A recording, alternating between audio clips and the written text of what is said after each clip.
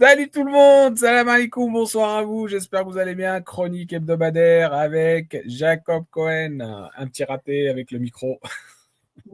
Bonsoir à tous. J'espère que vous allez bien et que nous allons avoir un bon échange. Voilà. Écoutez, très bien, merci encore une fois pour votre disponibilité. On va commencer l'émission les amis, je vous invite comme d'habitude à partager, tapoter un maximum le live.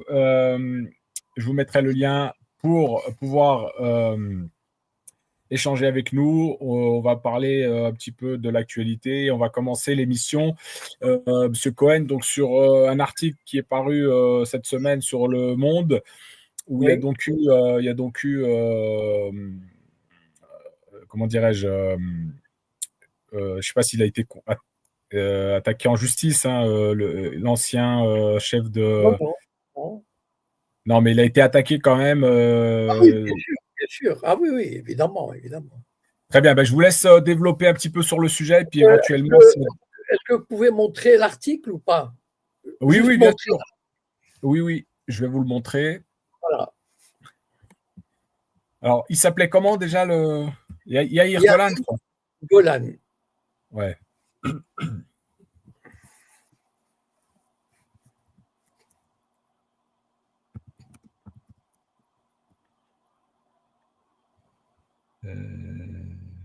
Voilà, bon, alors, voilà, c'est celui-là.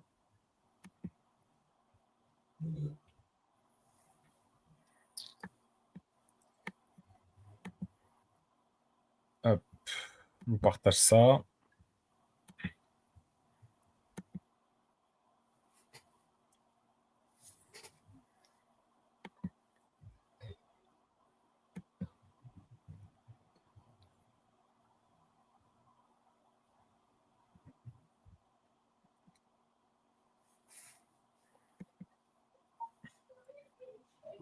Alors, est-ce que vous m'entendez?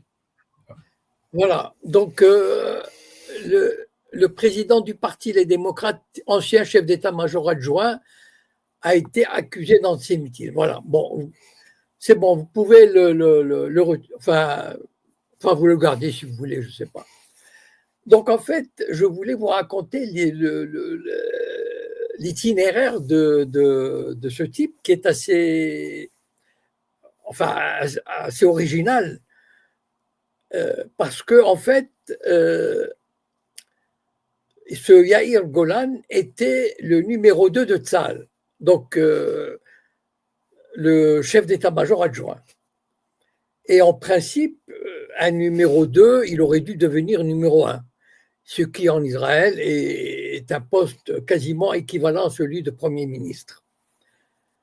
Et puis voilà qu'en 2018, au moment où le Parlement israélien a adopté la loi sur la nation du peuple juif, bon, peut-être je ferai un jour une petite émission là-dessus. En fait, cette loi renforce, officialise la suprématie des Juifs sur les autres minorités vivant en Israël.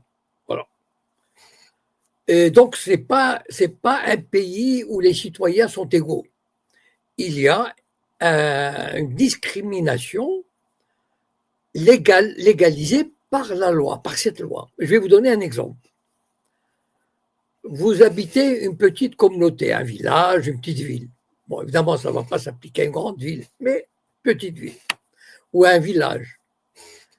Vous pouvez vous déclarer une communauté juive qui pourrait refuser un citoyen non juif, mais un citoyen israélien, de venir vivre dans cette communauté. Parce qu'il est arabe, parce qu'il est druze, parce qu'il est chrétien, parce qu'il est non juif. Et ça, c'est légal. Voilà. J'aurais voulu qu'on adopte cette loi en France, par exemple, vis-à-vis d'une certaine minorité, pour voir un peu comment ils vont réagir. Mais bon, les Israéliens peuvent se le permettre. Mais ici, vous imaginez un peu le tollé. Hein, bon. Et donc, ce Yair Golan, il a fait une déclaration absolument retentissante. D'ailleurs, c'est comme ça que j'ai appris à le connaître. Il avait dit que la situation en Israël de l'époque, 2017-2018, lui rappelait le début des années 30 en Allemagne. Est-ce que vous imaginez un peu le parallèle qu'il fait? Enfin, c'est complètement dément. Et évidemment, et tout de suite, il quitte l'armée parce que, bon, enfin, vous imaginez. Et puis, il a tenté d'entrer en politique. Bon, je vous épargne enfin, il a fini par, comment dire, vous savez, là-bas, les partis politiques, le Parti travailliste, par exemple, il est dans un très mauvais état. Bon, il avait gouverné le pays pendant 30 ans, peut-être 10 ans, 40 ans. Aujourd'hui, il est quasiment à la limite de la disparition. Et Yair Golan s'est présenté à sa présidence et il a été élu. Sauf que ce parti, vous savez qu'en Israël, il y a le système proportionnel, mais il faut avoir 4% minimum de voix pour être représenté. Et donc, le Parti travailliste, aujourd'hui, n'a pas de député. Peut-être qu'il en aura dans les prochaines élections, mais c'est pas sûr qu'il dépasse les 4%. En tout cas, c'est quelqu'un qui n'a pas la langue dans sa poche et qui leur dit les 4 vérités. Sauf que, pourquoi je voulu parler de lui, c'est parce que à l'étranger, on met en épingle ce genre d'individus. C'est par exemple Ehud Olmert, Ehud Barak. On dit oui, regardez ce qu'il a dit, etc. Mais en fait, l'écrasante majorité des Israéliens juifs, je dis bien l'écrasante majorité, ça veut dire 90%, 95%, sont d'accord avec ce qui se passe aujourd'hui. Voilà. D'abord, ils détestent les Arabes, c'est-à-dire qu'ils n'ont aucune pitié des Arabes. Et ça, c'est un phénomène qu'on peut relier à la mentalité coloniale. C'est pas typique des sionistes. Vous savez, par exemple, vous prenez les Français et les Britanniques et les Belges, par exemple, ce qu'ils ont fait en Afrique. Ils ont assassiné des centaines de milliers de personnes, sinon des millions, parce qu'ils avaient la certitude d'être supérieurs à ces barbares, à ces indigènes. Et ça veut dire que quand ils ont tué 100 000, ils n'avaient pas l'impression de tuer des êtres humains. C'est le phénomène de la déshumanisation. Voilà. Prenez par exemple les Américains. Ils sont arrivés aux États-Unis pétris d'idéal. Vous savez que beaucoup d'Américains qui sont arrivés aux États-Unis au XVIIe, XVIIIe siècle, ils fuyaient la dictature et l'intolérance des Européens. Et ils étaient religieux. Ils étaient venus avec la Bible dans une main et le fusil dans l'autre. Mais face aux Indiens, ils les ont massacrés sans aucun scrupule, parce qu'ils les considéraient comme des êtres inférieurs, des animaux. Donc en fait, ce qui se passe avec les sionistes vis-à-vis des Arabes, vis-à-vis des Gazaouis, bien sûr, c'est pas une façon d'excuser, mais c'est un phénomène colonial qui a existé depuis au moins un siècle et demi. C'est-à-dire que quand une race civilisée, enfin qui se dit civilisée, arrive dans une contrée, disons, qui n'est pas aussi évoluée, voilà, bon, sans aucun sens péjoratif. Ils les traitent de telle sorte qu'ils peuvent les assassiner la conscience tranquille. Regardez comment les Américains, les Belges ont assassiné des millions de Congolais, des millions, mais avec la conscience tranquille. Voilà. Ils allaient le dimanche à l'église, ils priaient, ils étaient religieux, etc. Mais ils pouvaient assassiner des centaines de milliers ou des millions. Et c'est comme ça, c'est la même chose avec les Israéliens, avec les sionistes. Voilà. C'est ça qu'il faut mettre en parallèle. Bon. Et donc, c'est ça, cela pour dire que les Israéliens juifs, à 90%, 95%, ne voient aucun problème moral, éthique, à assassiner des dizaines de milliers, sinon des centaines de milliers d'Arabes et de Palestiniens. Voilà. J'ai des exemples concrets au sein de mes proches. Je peux vous dire que c'est leur mentalité, leur conviction, leur mentalité. Et voilà. Donc, et en fait, ça, c'est le point de départ. Vous savez que j'avais fait une vidéo qui s'appelle « Il n'y a pas de sionisme de gauche, il n'y a pas de sionisme progressiste, il n'y a pas de sionisme pacifique ». Voilà. Tous les sionistes se ressemblent, c'est-à-dire, pour eux, les Arabes doivent être liquidés. Bon, bien sûr, s'ils pouvaient s'en aller, ça serait bien. D'ailleurs, les Israéliens avaient proposé aux Gazaouis de partir. Bon, ça leur aurait enlevé un petit problème moral. Voilà. Mais puisqu'ils n'ont pas pu partir, eh ben, on va les détruire. Avec la conscience tranquille. Il y a même des gens qui viennent avec leur fauteuil, comment on appelle ça, leur chaise pliante, et qui s'assoient aux abords de Gaza pour assister au bombardement. Voilà, en buvant des limonades, etc. Donc, ce Yair Golan, ce n'est pas la première fois qu'il y a des opposants en Israël de cette envergure. Israël a toujours produit des opposants de qualité. Je vous donnerai un exemple. Il y a un très grand homme religieux, un philosophe, très connu, qui s'appelle Yeshayahu Leibovitch, qui a déclaré dès 1990, lui, il avait vu l'évolution de la société israélienne, qui parlait de nazis sionistes.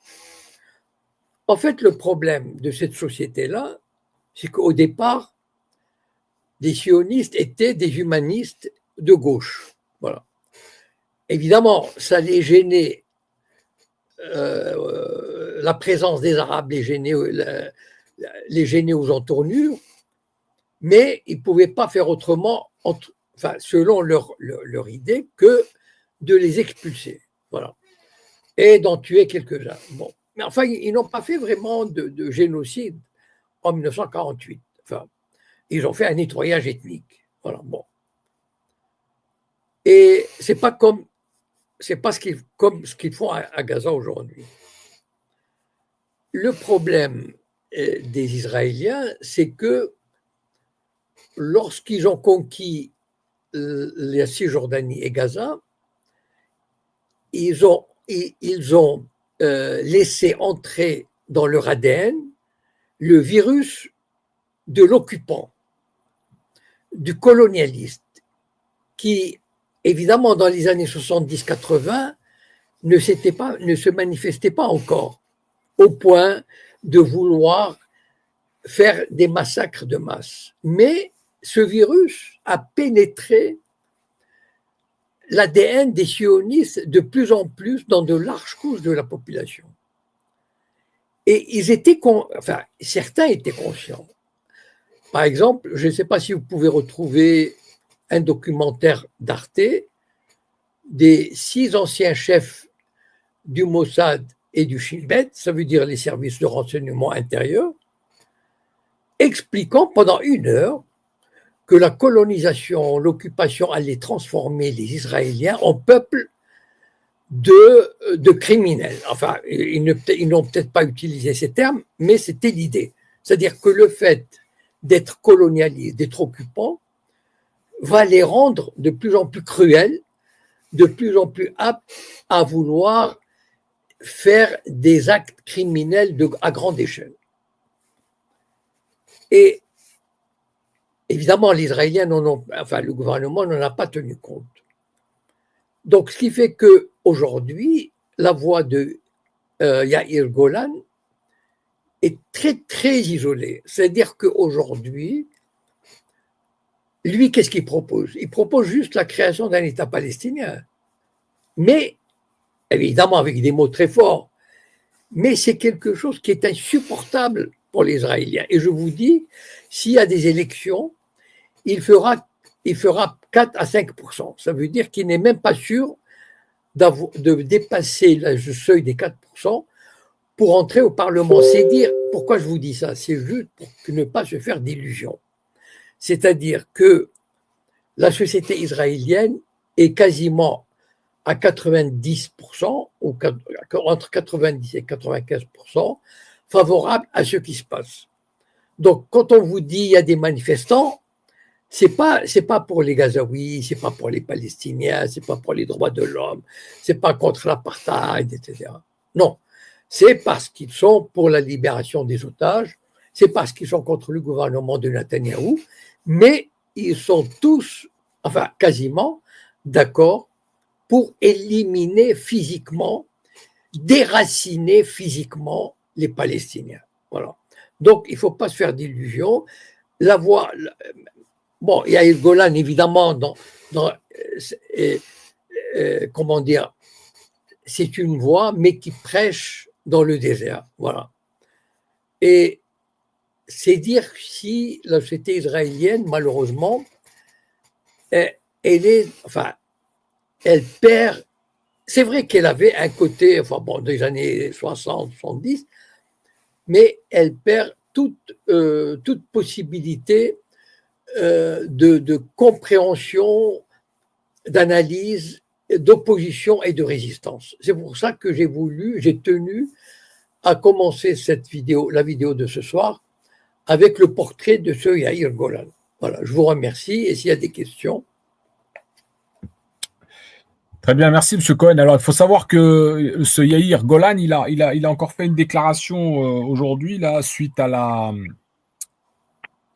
fusillade aux États-Unis, où il dit clairement, c'est le gouvernement Netanyahou qui alimente l'antisémitisme et la haine d'Israël.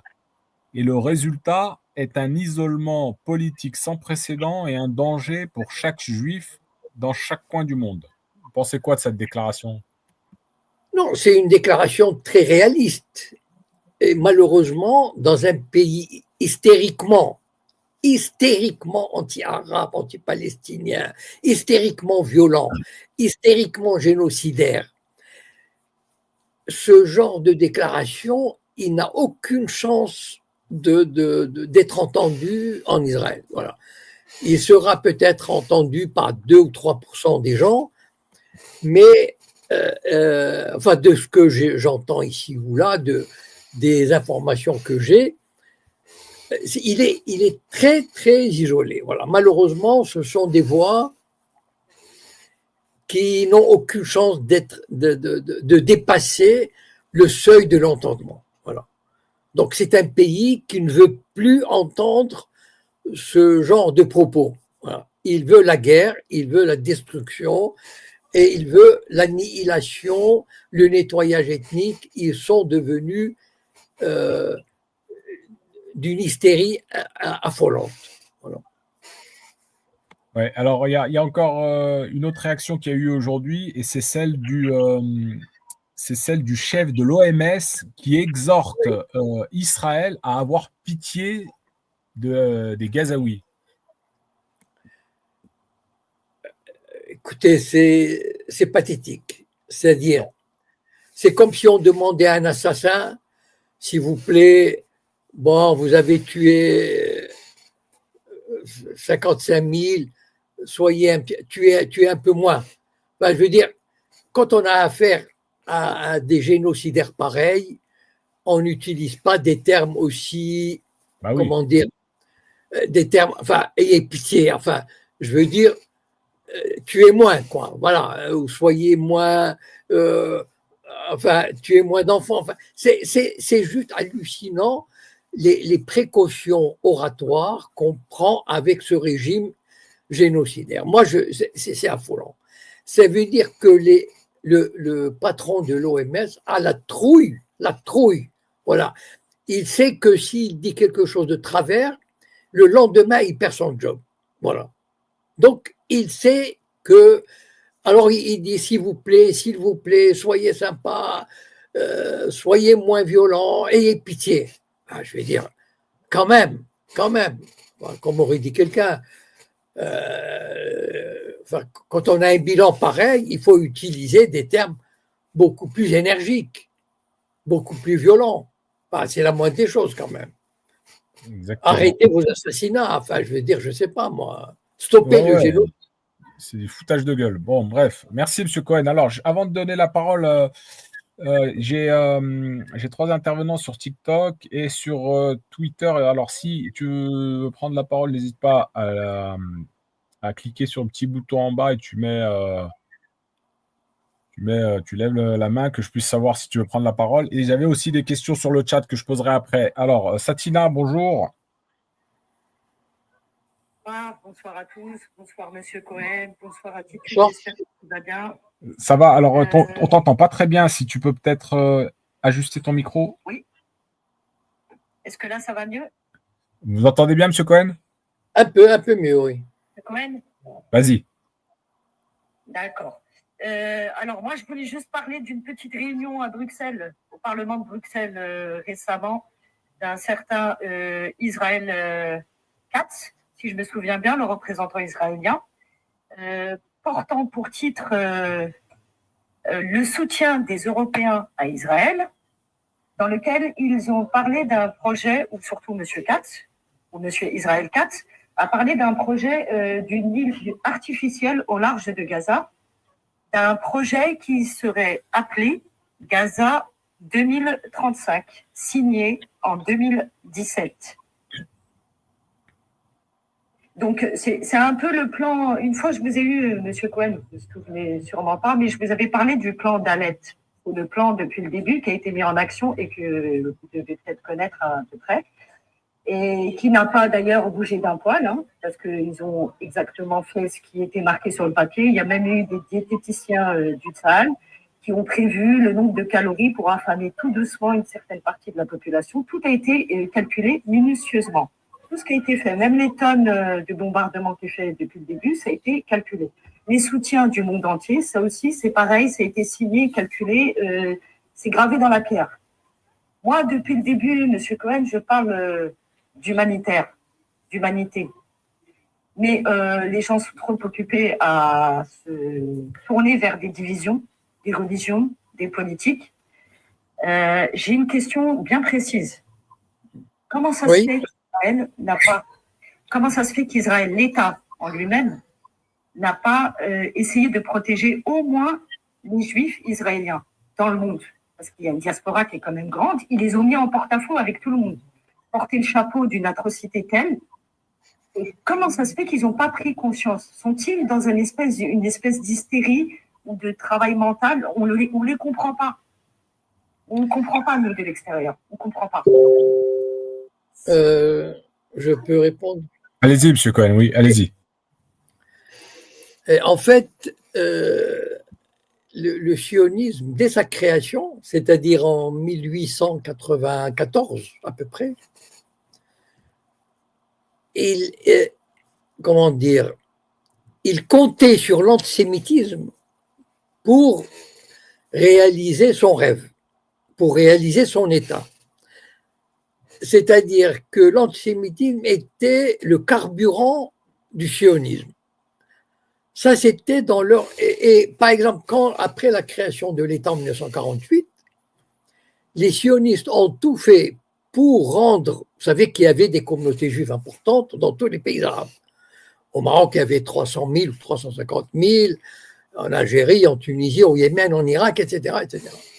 Et les sionistes ont tout fait pour que ces juifs se sentent mal à l'aise dans leur pays et quittent leur pays. Bon, je vais pas m'étendre sur le sujet, ça peut faire l'objet d'une prochaine vidéo. Mais le fait est que les sionistes ont toujours joué avec le feu, c'est-à-dire qu'ils ont toujours estimé que s'il y avait de l'antisémitisme, ça pourrait leur servir. Voilà. ça veut dire que et donc il favorisait les tensions entre les Juifs et les gouvernements arabes. C'est par exemple, je vais vous raconter une anecdote. C'est que l'Allemagne est un des rares pays, ou peut-être le seul pays, si vous êtes juif et si vous appartenez, vous inscrivez à la communauté juive, moi je l'ai fait, donc vous pouvez me croire, je l'ai fait à Berlin en 1976. Je suis allé à la communauté juive de Berlin, je me suis inscrit, j'ai présenté mes papiers, etc. J'étais membre de la communauté. Et avec cette attestation, je suis allé au service des étrangers, à la police des étrangers à Berlin, et je leur ai dit, je suis juif, membre de la communauté juive de Berlin, ils m'ont donné une carte de séjour. Voilà. Donc, il y a beaucoup de juifs russes ou ukrainiens, avant, quand ils étaient soviétiques, et après, et qui recevaient la carte de séjour automatiquement quand ils quittaient le territoire soviétique, parce qu'ils étaient juifs. Et le gouvernement israélien a protesté officiellement auprès du gouvernement allemand. Il a dit, c'est inadmissible que vous fassiez ça. Pourquoi ? Parce que le gouvernement israélien ne souhaite pas le bien-être des juifs, qu'ils aillent dans un pays démocratique où ils pourraient s'épanouir. Non, il veut qu'ils aillent en Israël. Bon, je pourrais vous raconter d'autres anecdotes, mais c'est pas le sujet ce soir. Donc en fait, pour les sionistes sont tellement cyniques, machiavéliques, que s'ils pouvaient, d'ailleurs, il n'y a qu'à voir les appels, vous savez, comment il s'appelle, Ariel Sharon était venu en France, et ça avait fait un scandale diplomatique. Il avait dit aux Juifs français, mais qu'est-ce que vous faites ici ? Partez en Israël. Ici, ce n'est pas votre place, etc. Donc, en fait, le sionisme, cyniquement, machiavéliquement, sème les graines de la haine contre les Juifs pour que ces Juifs aillent en Israël. Donc, il ne faut pas s'étonner qu'au contraire, les sionistes se frottent les mains lorsque les Juifs sont maltraités dans le monde parce qu'ils se disent, enfin, ils vont venir en Israël. Voilà.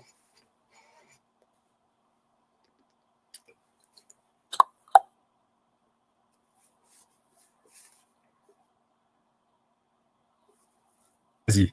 Voilà. Donc, merci, Monsieur Cohen. Vous avez répondu de manière pertinente, ce qui explique la fête de la musique israélienne le 22 juin à Paris. Je comprends mieux. Très bien. Très bien, bah, n'hésite pas si tu veux rebondir. Alors, il y avait une question qui peut-être allait pour compléter un petit peu celle à laquelle vous venez de répondre. Là, c'était... Attendez, je la retrouve. Bougez pas. Voilà. Alors, Monsieur Cohen, à votre avis, dans les 5 ou 10 prochaines années, au regard de ce qui se passe aujourd'hui à Gaza, cela ne risque pas de mal finir pour les Juifs de la diaspora, comme le meurtre du couple juif. Alors, c'est marqué New York, hein, mais je ne sais pas si c'était New York ou Washington. Je crois que c'était à Washington, non ? Oui, il me semble. Hein. Voilà, donc c'était ça la question.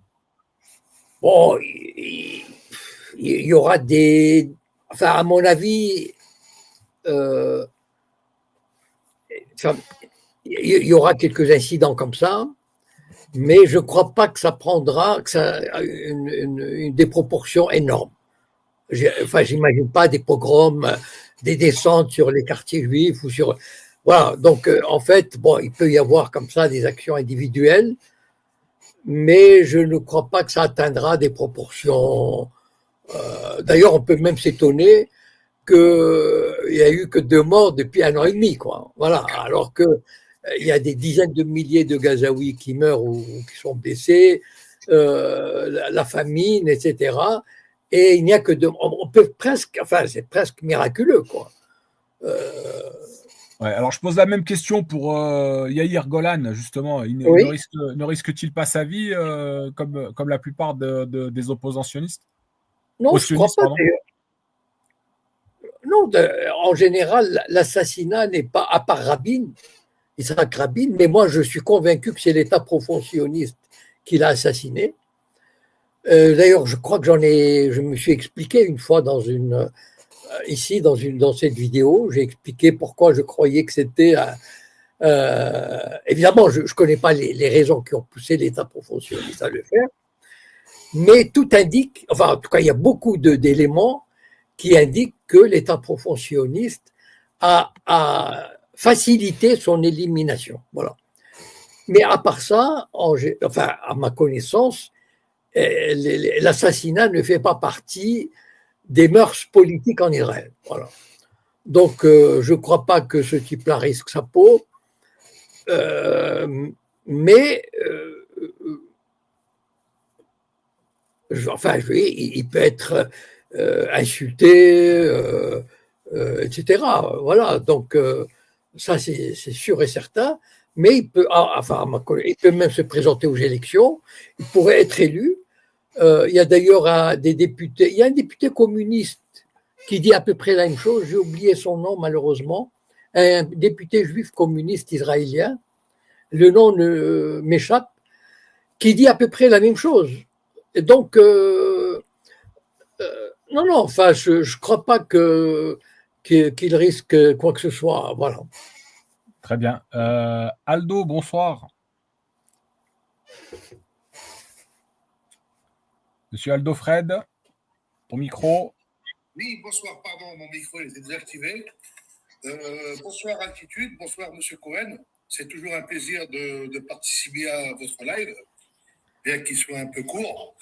Je vous ai suivi concernant l'actualité et c'est vrai que moi je vis à Villeurbanne, à Lyon.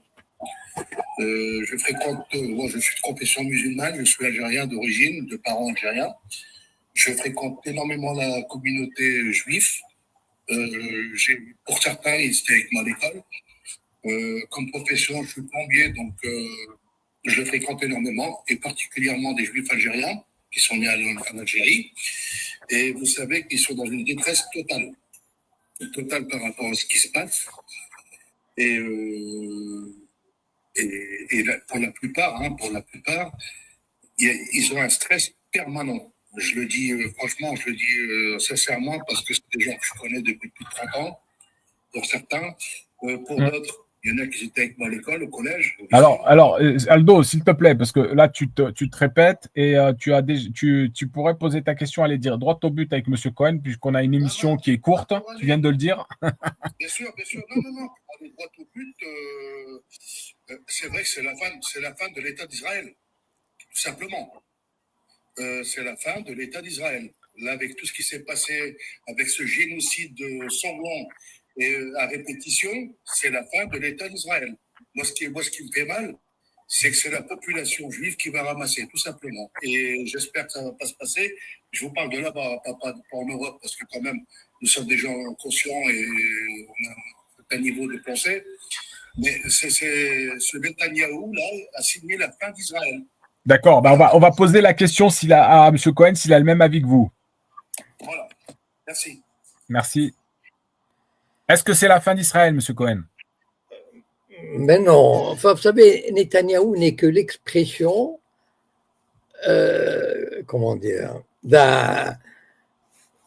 n'est que l'expression de l'État profond sioniste qui s'est comporté plus ou moins de cette façon-là. Et je crois que si ce n'était pas Netanyahou, ça aurait été un autre qui aurait fait la même chose. Pourquoi? Parce que d'abord, les sionistes n'ont jamais hésité à commettre, quand il le fallait, des massacres. Donc, pour ça, il n'y a pas de problème.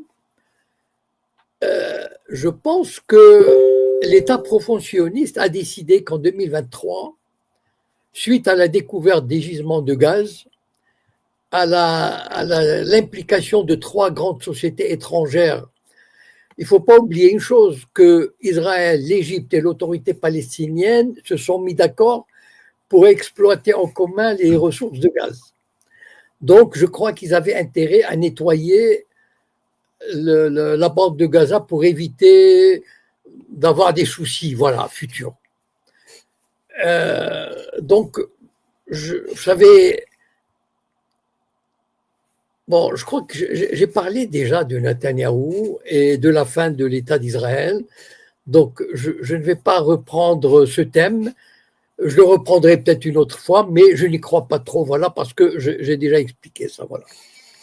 Pas de souci. Voici Alors, une- avant de donner la parole à Oui. Combo qui est avec nous encore là sur TikTok, il y avait une autre question. Selon vous, est-ce que Macron ne fait-il pas semblant de s'indigner des actes criminels de Netanyahou? Ben, c'est évident qu'il fait semblant. Enfin, écoutez, quand la Russie a envahi l'Ukraine, ça a pris combien de temps aux Européens pour prendre des sanctions? 24 heures. 24 heures, voilà.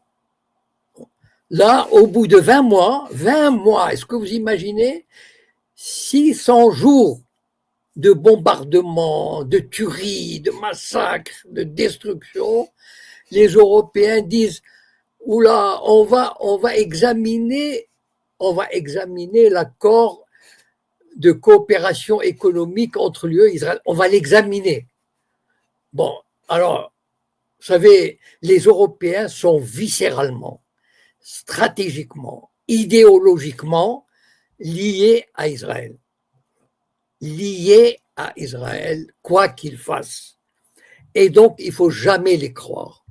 Quand un Macron ou n'importe quel Européen vous dit nous sommes pour une solution à deux États, c'est un mensonge intégral. Ils n'en ont rien à fiche des Arabes ni des Palestiniens. Voilà. Ils sont pour Israël à 120%, à 1000%. Voilà. Donc, tout le reste, c'est du blabla. C'est juste pour vous endormir. Regardez, d'ailleurs, concrètement, pourquoi ils empêchent, s'ils étaient vraiment si indignés, pourquoi ils empêchent l'expression de la solidarité avec la Palestine? Dès que quelqu'un dit, se prononce juste pour la paix ou je ne sais pas quoi, regardez cette prof, par exemple. Il y a une prof, je ne sais pas si vous avez vu ça, j'ai posté ça sur mon compte Telegram. Il y a une prof qui a organisé une minute de silence pour les enfants de Gaza, il y a 2 jours. Les enfants de Gaza, quand même, voilà. Elle a été suspendue. Donc, en fait, non, ce sont des larmes de crocodile. Les Européens sont des fils de paix. Voilà, donc, ce sont des salopards finis, les dirigeants européens. Ils n'en ont rien à fiche des Palestiniens. Voilà, mettez-vous ça une bonne fois pour toutes. Voilà. Merci, M. Cohen. Alors, je vais donner la parole à Combo. Allô? Oui, bonsoir. Bonsoir, M. Cohen. Salut, altitude. Salam.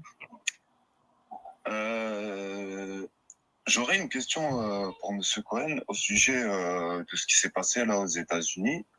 Et à mon avis, ça risque de se reproduire. Est-ce que vous ne pensez pas que c'est un coup du Mossad? Justement pour faire planer une atmosphère d'antisémitisme qui va se peut-être généraliser. Pour dire, voilà ce qui se passe. On dit un mot pour les Palestiniens. C'est de la faute de l'Europe, c'est de la faute de la France, c'est de la faute de ci, de ça. Ok, il va répondre, il a compris la question. Il va répondre, M. Cohen. Oui, d'ailleurs, le système de propagande, il s'est mis en place tout de suite. Vous avez vu, Netanyahou a dit oui, vous nous demandez de faire un cessez-le-feu contre des ennemis, et regardez, ils nous tuent, etc. La machine de propagande a démarré illico presto, mais sur les chapeaux de roue. D'accord. Donc, ils vont exploiter ce crime. Donc, ils l'ont déjà, enfin, ils l'exploitent, ils vont l'exploiter, ils vont essayer d'en tirer le maximum. Maintenant, qui suis-je pour dire que c'est un coup monté? J'en sais rien. Il y a combien de gens qui savent si c'est un coup monté? Combien de gens dans le monde peuvent savoir? Maximum 30 personnes, 40 personnes. Voilà, c'est-à-dire l'establishment du renseignement israélien, ça veut dire une dizaine de personnes. L'establishment du renseignement américain, ça veut dire une dizaine de personnes. Et quelques chefs en France, en Angleterre, voilà. Donc, en fait, je n'ai aucune. Enfin, ça ne veut pas dire le Mossad il a déjà fait des attentats anti-juifs dans des pays arabes pour pousser les juifs à partir. D'accord. Donc, il a déjà tué des juifs qui se mettaient en travers de leur chemin. D'accord. Donc, ils n'ont aucun scrupule, ils n'auraient aucun scrupule à le faire si cela allait à l'encontre de leur objectif. Dans le cas présent, c'est sûr que ça les sert. Ils peuvent utiliser cet assassinat pour tenter de reprendre en main la propagande. Mais de là à dire qu'ils l'ont fait, moi, je n'ai aucune compétence pour l'affirmer. Voilà. Mais ils sont capables de le faire. Voilà, c'est tout ce que je dis. Voilà. Ça veut dire ils vont pas s'arrêter à cause de la vie d'un juif. Pas du tout.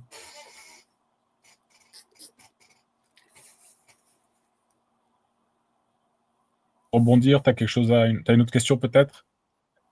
Oui, j'ai une autre question. Je voulais savoir, M. Cohen, qu'est-ce que vous pensez de ce qui est en train de s'organiser, la marche vers Gaza? Alors, la marche sur Gaza, avec toute la sympathie que j'ai pour eux, que ce projet peut susciter, bien sûr, concrètement, matériellement, il n'a aucune chance. Voilà. C'est-à-dire, la marche sur Gaza, ils ont l'intention d'aller à Gaza par la seule voie, c'est par l'Égypte, si j'ai bien compris le sens. D'accord? C'est pas par bateau. Parce qu'il y a eu déjà des bateaux, je vous rappelle, la fameuse flottille turque de Navi Marmara en 2010, qui a essayé d'accoster à Gaza avec des navires. Bon. Donc, eux, ils veulent, a priori, voilà, ils voudraient aller à Gaza par l'Égypte. C'est la seule voie possible. Bon, vous connaissez les liens profonds, complices entre le régime égyptien et le régime israélien. Bon, donc, je ne vais pas vous faire un dessin.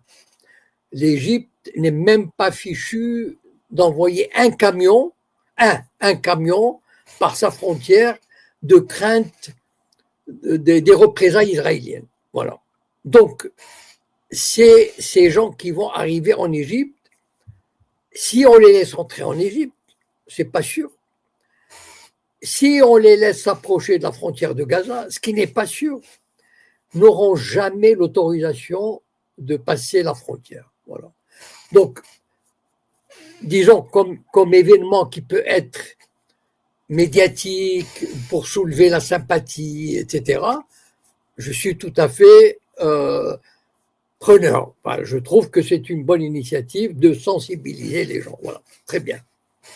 Mais malheureusement, enfin, si leur but est de sensibiliser les gens pendant la marche, c'est très bien. Mais s'ils ont l'intention d'entrer dans Gaza, enfin d'arriver jusqu'à Gaza et d'y entrer, ils n'ont qu'une chance. Il faut être réaliste. L'Égypte ne permettra jamais que des militants traversent leurs frontières. Voilà.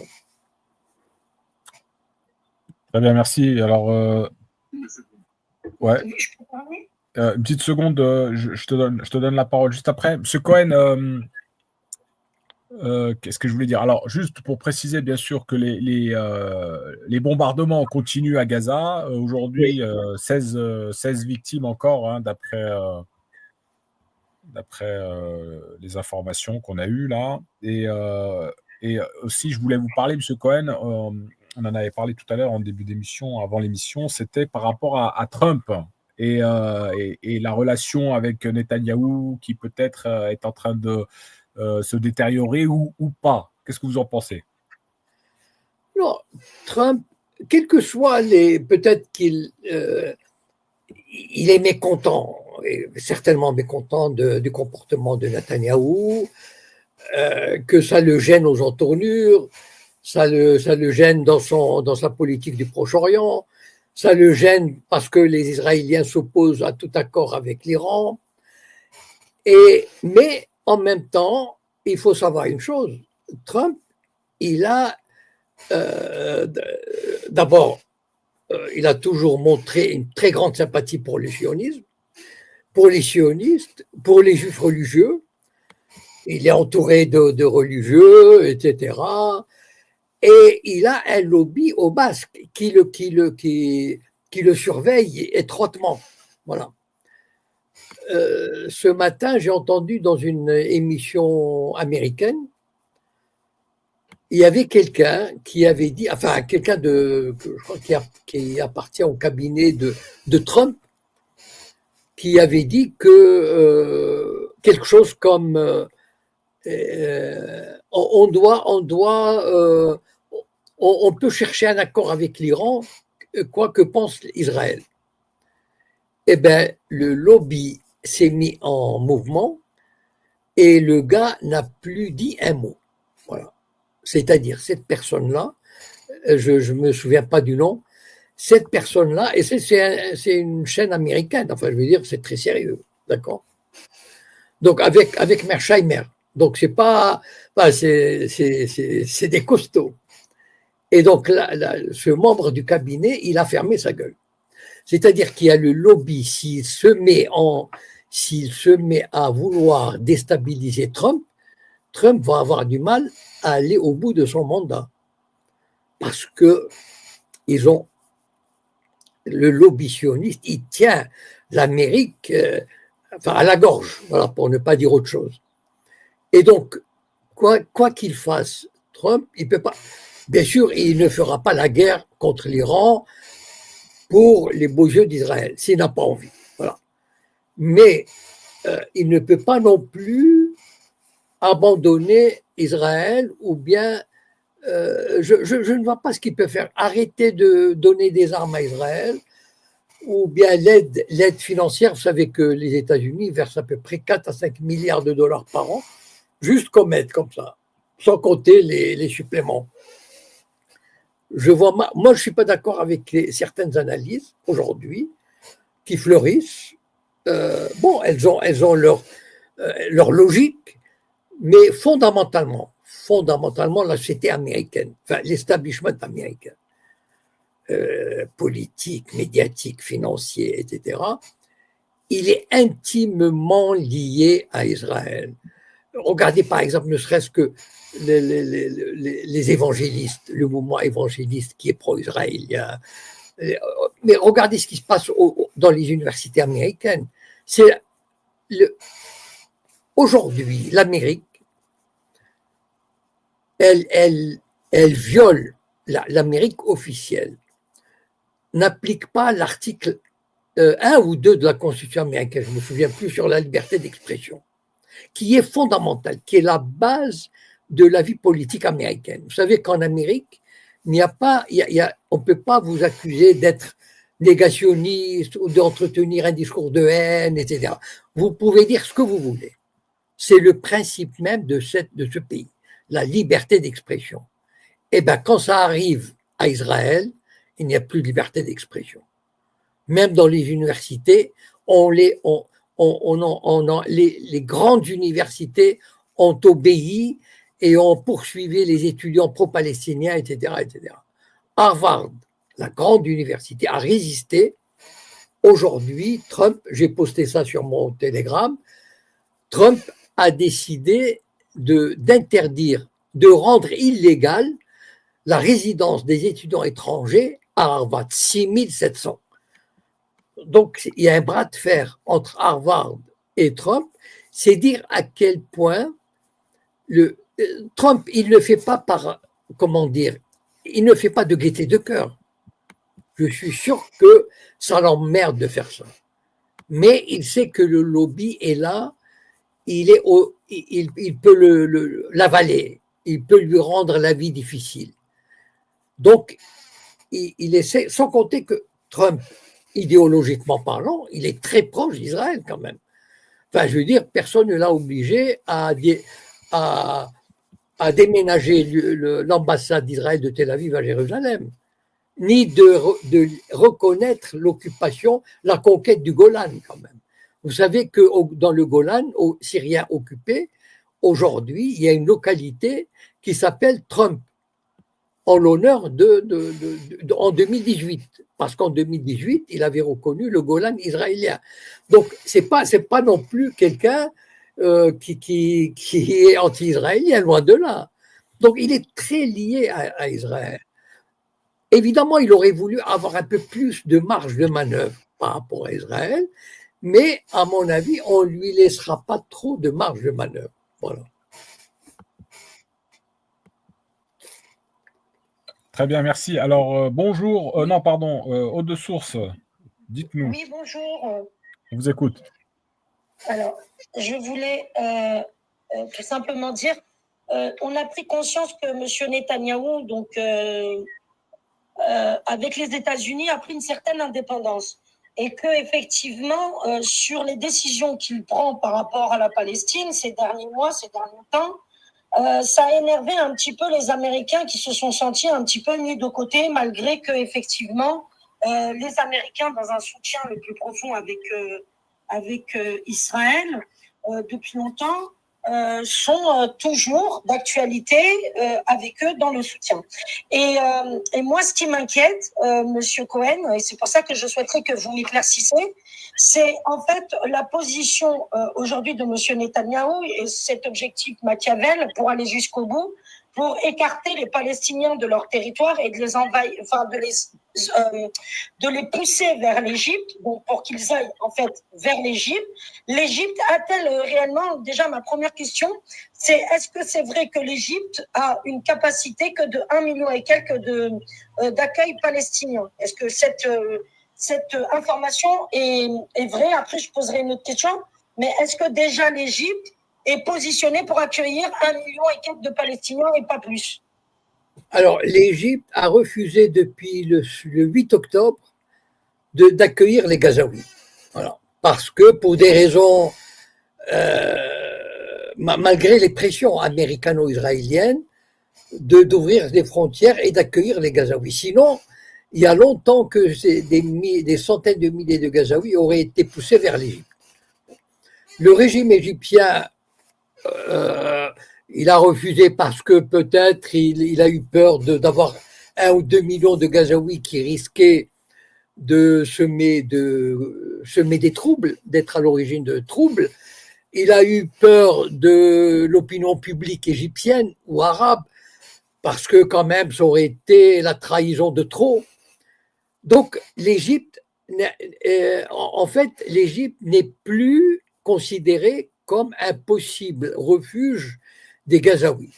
Et c'est pour ça que les Israéliens et les Américains cherchent des points de chute pour les Gazaouis. On a évoqué des pays africains, on a évoqué l'Indonésie, on évoque pas mal de possibilités. Mais en tout cas, ou la Jordanie par exemple, etc. Donc, à mon avis, c'est ce qui va se passer, c'est que petit à petit, ils vont trouver des points de chute. Et malheureusement, d'ailleurs, il y a déjà vous savez, en catimini, moi qui suis l'actualité au jour le jour, il y a déjà quelques avions qui ont décollé d'un aérodrome israélien du sud, l'aérodrome du sud d'Israël, chargés de Gazaouis, qui ont pu partir vers des destinations, voilà, beaucoup moins violentes, voilà. Et donc, un jour ou l'autre, je pense, et d'ailleurs les Américains sont d'accord avec ce projet, hein, de vider Gaza, même si aujourd'hui ils ne le disent pas comme ça, etc. Et même l'Égypte, à la limite, ou l'Arabie Saoudite, ne verrait pas d'un mauvais œil. Vous savez, ils sont cyniques. Hein. Il ne faut pas croire quand ils disent la Palestine, ce sont des mots. Hein. Donc en fait, pour eux, bon, si on peut vider un peu Gaza et vider cet abcès, qui n'est plus cette agitation, etc., ça les arrangerait. Voilà. Et donc, moi, à mon avis, je l'ai déjà dit d'ailleurs, j'ai la conviction que les Israéliens arriveront à leur fin. Bon, peut-être pas de manière massive comme ils l'espéraient début octobre 2023, mais de toute façon, ils créent une situation telle, dramatique, telle, que la vie des Gazaouis, elle tient un fil. Enfin, je veux dire, il n'y a plus rien. Donc, je veux dire, même humainement parlant, à un moment donné, on dira, mon Dieu, enfin sauver ces gens, quoi. C'est-à-dire, ils n'ont rien. Donc, enfin, ni habitation, ni médicaments, ni nourriture, ni rien. Alors, oui, vas-y. On a compris que, en fait, le peuple palestinien, dans sa faiblesse la plus profonde, s'est retrouvé, on va dire, dans un piège, d'accord? Ils sont tombés face à eux à une armée très puissante. Ok. La problématique diplomatique et politique avec les autres pays du Moyen-Orient et d'Orient en général, de toute façon, il y a des personnes qui sont donc dans la politique et dans la diplomatie. Les autres pays saoudiens, Qatar, Égypte, etc. Il est clair et évident qu'il y a des contrats qui sont signés, bien évidemment, et des accords qui ne sont pas à enfreindre. C'est-à-dire que les accords, ils doivent rester dans le respect. Donc, on a affaire aussi à des personnes qui ne peuvent pas intervenir parce qu'effectivement, c'est très, très compliqué les relations diplomatiques qu'il y a depuis de nombreuses années. Ça veut dire que les gens ne vont pas se mettre, apparemment, d'après ce que j'ai compris pour déjà l'Égypte, en danger et mettre leur peuple en danger s'ils intervenaient dans un conflit avec Israël. Donc là, on est sur une position de faiblesse. Mais maintenant, je vous pose une question, vous qui avez énormément de savoir et de lumière, Monsieur Cohen, est-ce que, vu que le monde entier a vu ce qui s'est passé par rapport à la Palestine, et vous avez vu à l'époque, quand il y a eu ce problème en Syrie, il y a eu énormément de personnes en France qui ont pris des avions ou des chemins et qui sont partis en Syrie parce qu'ils pensaient qu'ils pouvaient sauver la Syrie, et finalement, ces jeunes ont été perdus. On a vu l'exemple avec ce jeune Chico qui a voulu faire tout un chemin, plus de 4000 kilomètres, et qui s'est investi en territoire d'Égypte et qui apparemment est de retour, d'après ce qu'on a entendu tout à l'heure. Mais est-ce qu'il n'y a pas une crainte, ma question elle est simple, que des groupes de personnes, des groupes d'individus comme ça, qui soient jeunes, d'une vingtaine, trentaine ou quarantaine d'années, puissent aller s'investir effectivement et rentrer comme ça, en jouant les héros, et aller... le 12 juin, il y a une marche. La marche, c'est autre chose. Moi, je ne parle pas de la marche, parce qu'il y a des gens qui veulent faire une marche pacifique. S'il vous plaît, il y a des gens qui ont organisé cette marche pacifiquement. Ouais, alors, attends, pardon, s'il te plaît, bonjour, haute source. Tu finis ta question parce qu'on a d'autres intervenants. Ma question est simple. Voilà. On ne craint pas un risque qu'il y ait des jeunes qui partent comme ça et qui prennent le risque peut-être de mourir. Est-ce qu'il n'y a pas un risque par rapport à ça? Merci. Monsieur Cohen, vous avez compris la question? Oui, mais malheureusement, le rapport de force est tel que, par exemple, où est-ce qu'ils vont se battre ces jeunes? C'est-à-dire, Gaza leur est interdit, on ne peut pas entrer, puisque ni d'Israël ni d'Égypte, on ne peut entrer. Donc, ils peuvent éventuellement commettre des actions ailleurs. Mais en tout cas, pas à l'intérieur de Gaza. Voilà, parce que Gaza est sévèrement entouré, contrôlé, et donc rien ne peut entrer sans l'aval des Israéliens. Donc, je ne vois pas comment des jeunes peuvent vouloir s'engager à leur côté. Voilà, je ne vois pas. Alors, merci, M. Cohen. Alors, avant de donner la parole à Philippe, il y avait une autre question, du moins pas une question, mais en fait, M. Cohen, c'est vrai que maintenant, ça va faire plus de 2 ans qu'on fait la chronique ensemble, hein, M. Cohen, et pour ceux qui ont l'habitude de vous écouter, il y a à chaque fois qu'on vous écoute, c'est pas moi qui le dis, mais il y a un commentaire qui est là. À chaque fois qu'on vous écoute, on se sent désespéré car on a l'impression qu'on ne viendra jamais à bout de ce lobby qui semble plus fort que tout le monde. Alors, c'est pas comme ça que je le dis, moi. Alors, je vais remettre les choses à l'endroit.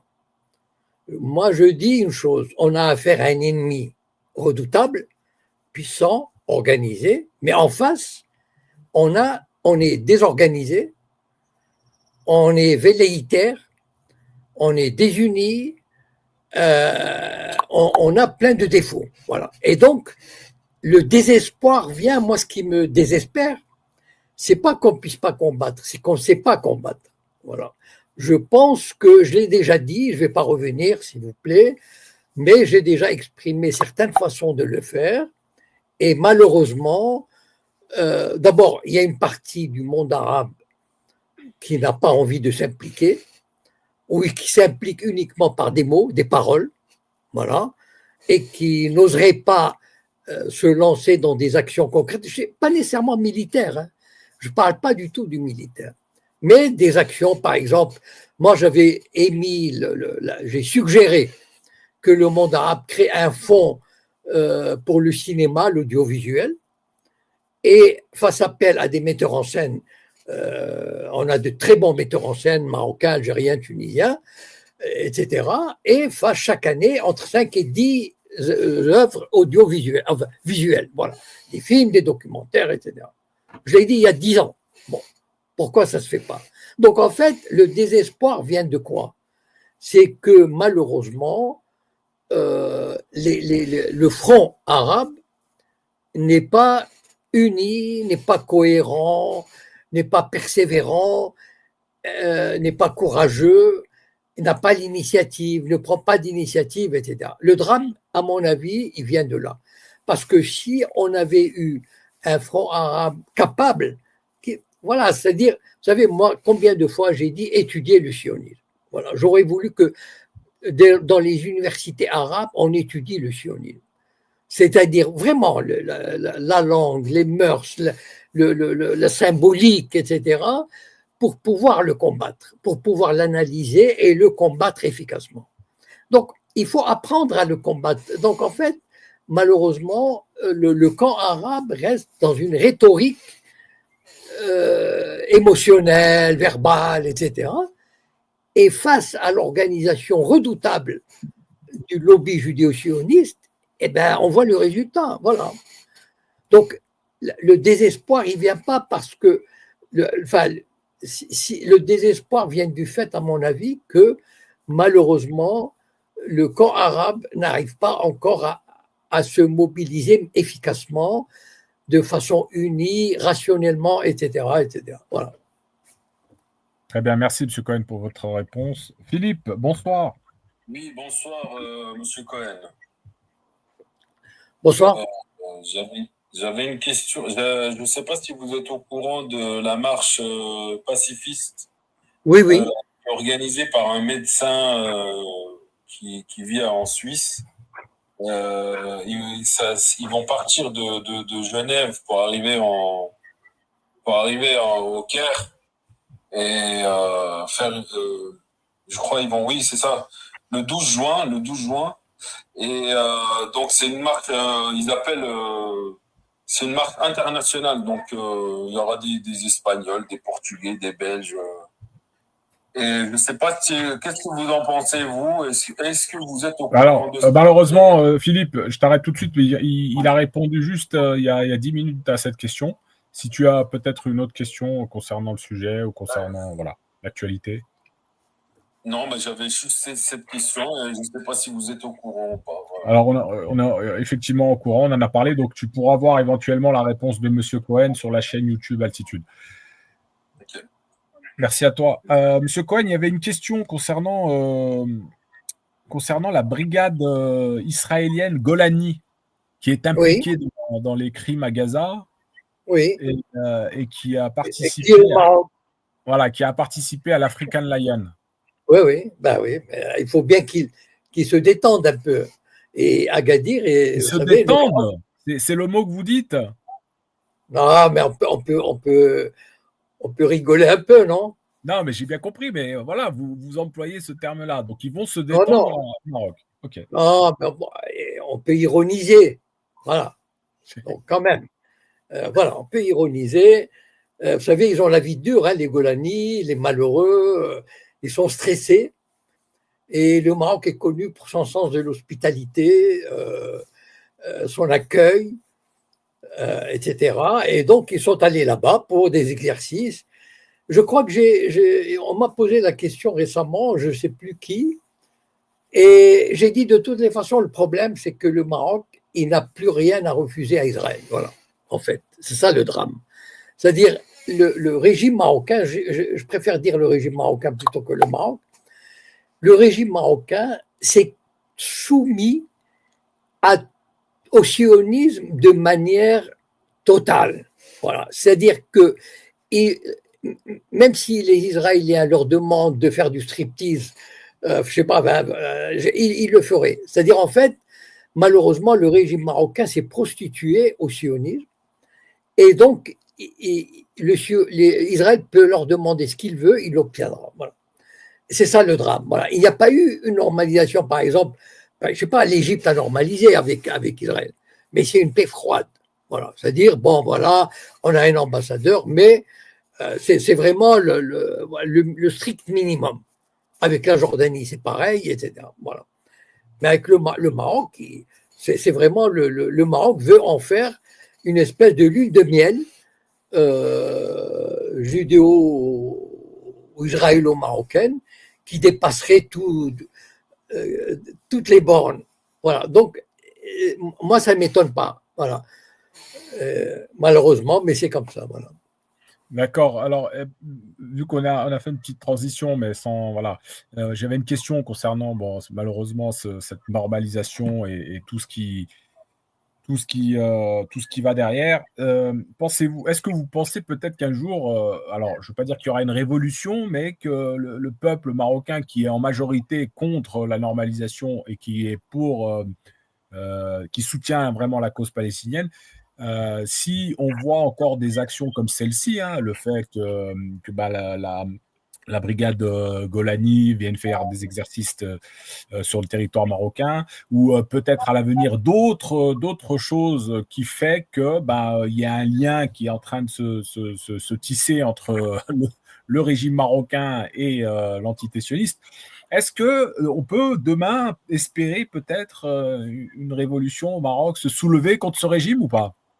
Alors, moi, je ne parierai pas un centime là-dessus. Voilà. Je n'y crois pas du tout.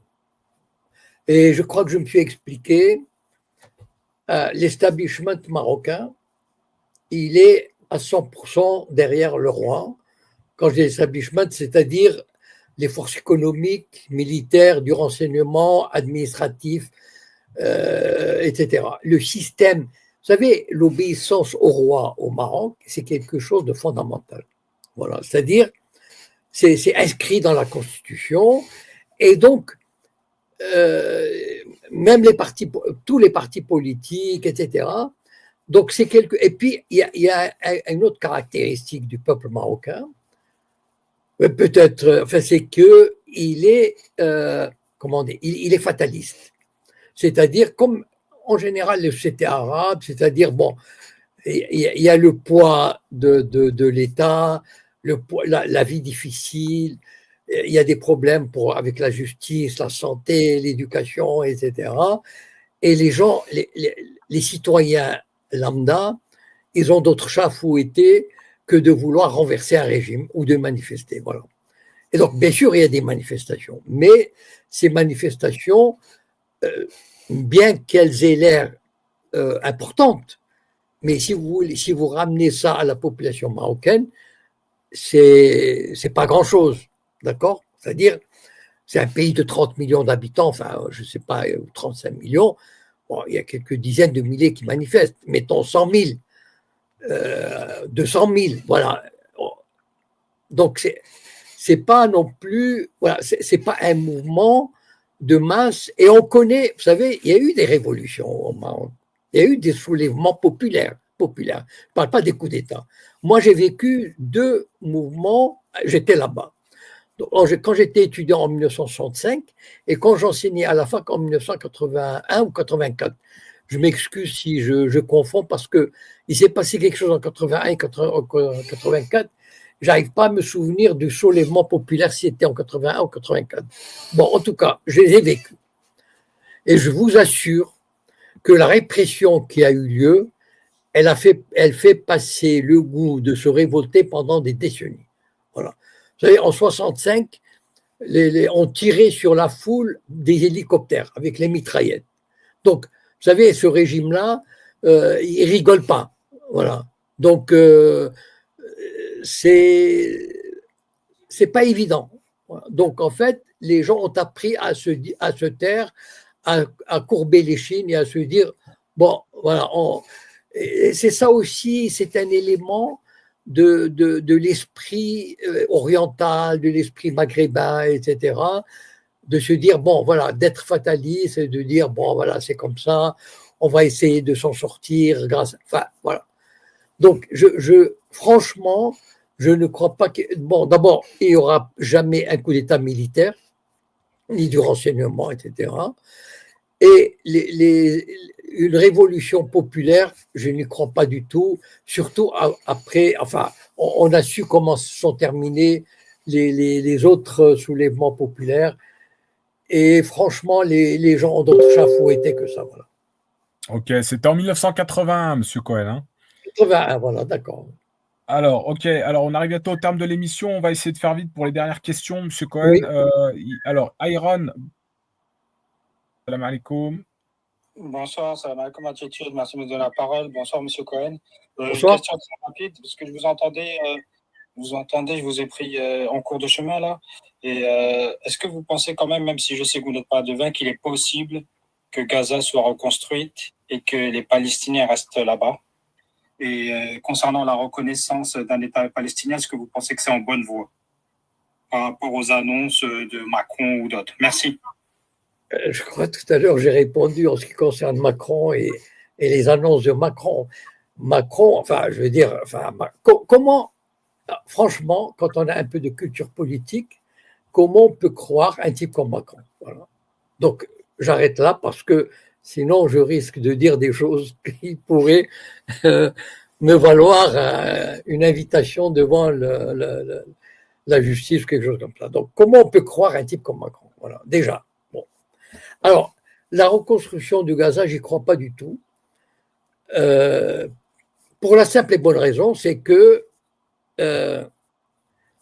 Gaza, personne, jusqu'à présent, d'accord? C'est-à-dire personne, aucun État ne remet en cause ni l'Égypte, ni l'Europe, ni la Jordanie, ni le monde arabe, ni l'Arabie saoudite, ni personne, aucun État, ne remet en cause le contrôle de Gaza par le régime sioniste. C'est-à-dire, c'est une zone dont les clés sont entre les mains d'Israël. Voilà.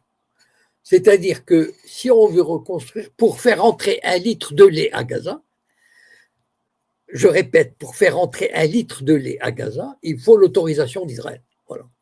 Donc, pour faire entrer les matériaux de construction, vous savez, quand les pays arabes, il y a 1 mois ou 2, je ne sais plus, avaient dit nous sommes prêts à mettre 55 milliards de dollars pour reconstruire Gaza. Moi, j'avais fait un commentaire, j'ai dit ils ont oublié de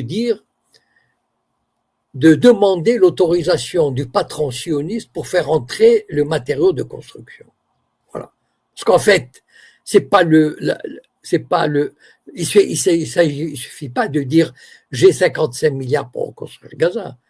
Mais qui va te permettre de faire entrer le matériel de construction? Et l'argent, et les ouvriers, et les architectes, etc. Voilà. Tant qu'on remet pas en cause le contrôle intégral de Gaza par Israël, on n'aboutira à rien du tout. Voilà. Israël fait ce qu'il veut et jusqu'à présent, je n'ai pas entendu aucun dirigeant arabe remettre en cause ce pouvoir absolu et illégal et illégitime d'Israël sur la bande de Gaza.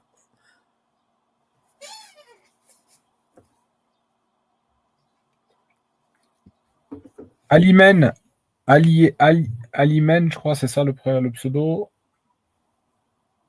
Alimeni, Aliemeni, pardon. Liemeni, tu es là, tu m'entends? Bonjour. Oui, bonjour, on vous entend. Salam alaikum, bonjour. Alaykoum salam. J'avais une question à Monsieur Cohen par rapport à une déclaration qu'il avait faite dans un live précédent. C'était une fourchette de temps avant une intervention militaire arabo-musulmane qui était de 5 à 10 ans. Et je voulais savoir, au vu de la situation actuelle, une situation qui accélère, est-ce que cette fourchette pourrait baisser avant une intervention militaire? Je ne vois pas, moi, d'intervention militaire ni dans 5 ans, ni dans 10 ans, ni dans 20 ans. Enfin, en tout cas, dans le système actuel, tel qu'on le connaît, je ne vois pas, je n'envisage pas, je ne conçois même pas comment dire, une possible intervention, un désir d'intervention du monde arabo-musulman dans cette région. Voilà. Très bien. Oui, Ouais, oui, j'avais juste quelque chose à dire. Même si le peuple ferait pression d'une manière vraiment, vraiment efficace. Mais depuis quand le peuple a son mot à dire dans ces pays-là? Vous savez, regardez l'Europe. Voilà, l'Europe, soi-disant, 2 siècles de liberté, de démocratie, etc. Regardez l'état du peuple. Alors, imaginez des régimes arabes ou des régimes arabo-musulmans où la démocratie est encore balbutiante, voilà, où on n'a pas atteint le degré de l'Europe. Voilà. Que peut faire le peuple? Pas grand-chose. Hein. Ok, Monsieur Combo. Oui. Alors, Oui, Combo.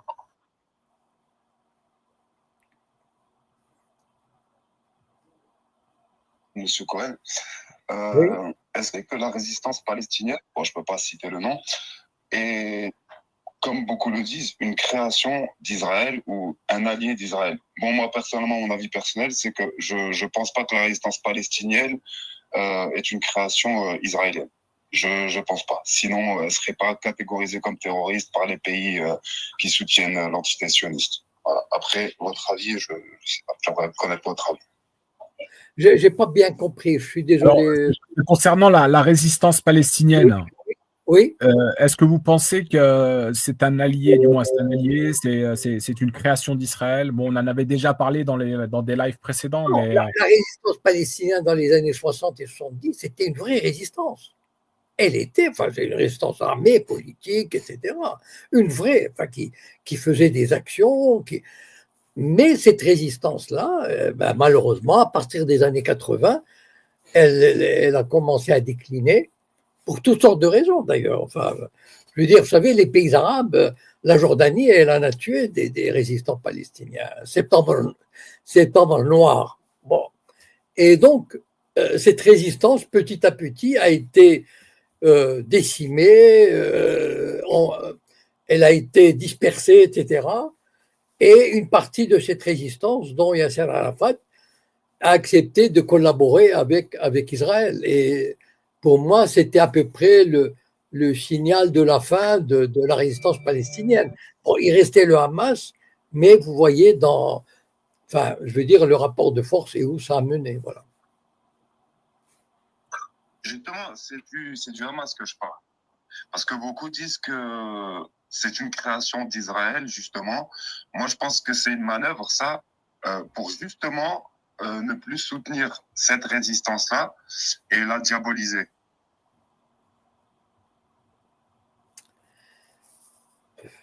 Je ne sais pas quoi répondre. Enfin, je suis peut-être un peu fatigué. Hein. Non, je suis désolé. alors, on va peut-être poser une autre question, une dernière, Monsieur Cohen. Bon, une dernière, allez. Vous avez encore 5 minutes? Ok, allez. Allez, Tom69, bonsoir. Tom69. Ouais. Vous m'entendez? Là, on vous entend, oui. Oui. Bonjour, bonjour Monsieur Cohen. Bonjour. À tous. J'ai une question très simple et un petit peu provoque. Oui. vu qu'on est face à une obstination du criminel Netanyahou, serait-il en fait de l'ordre du possible qu'il y ait, entre guillemets, un espèce de guet-apens ou une élimination de cette personne? Ok, d'abord, il est certainement très très bien protégé. Et deuxièmement, encore une fois, Netanyahou n'est que l'expression d'un État profond sioniste. C'est-à-dire, vous savez, c'est dommage que les gens s'acharnent sur un personnage. C'est pas qu'il soit, c'est pas parce que je veux le défendre, pas du tout. Mais c'est un faux débat. C'est-à-dire, Netanyahou n'est que le représentant aujourd'hui de l'État profond sioniste. Demain, il ne sera plus là. Vous savez, il y a 2-3 ans, il n'était pas Premier ministre. Pendant 2 ans, il y a 3 ans, il n'était pas Premier ministre. Et ça n'a rien changé pour les Palestiniens. Donc, demain, il sera pas là et ça ne changera pas grand-chose pour les Palestiniens. Voilà. Donc, en fait, Netanyahou n'est que l'expression momentanée de l'impérialisme ou du colonialisme sioniste. Voilà. Et donc, sa disparition ne changera rien à l'affaire.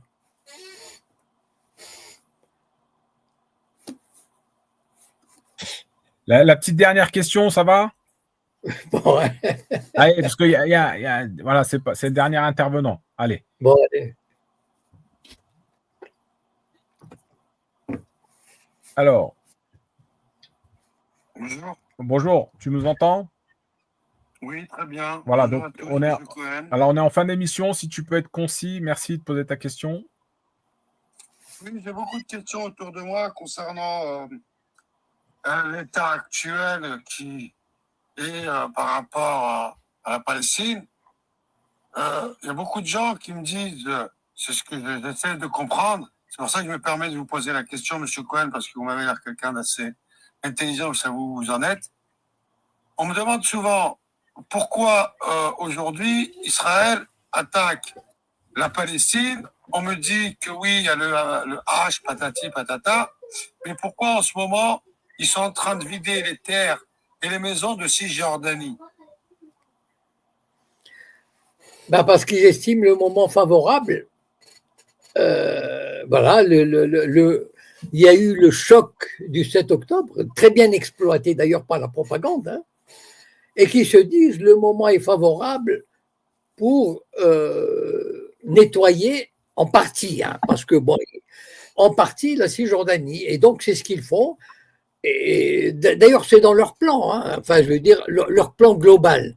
Évidemment, aujourd'hui, ils profitent, enfin, ils trouvent qu'il y a une opportunité pour le faire. Et donc, ils en profitent. C'est-à-dire, ils sont en train de vider des petits villages, de prendre des fermes, des champs, des trucs isolés, voilà. Et d'entrer dans des villes, de détruire des maisons, etc.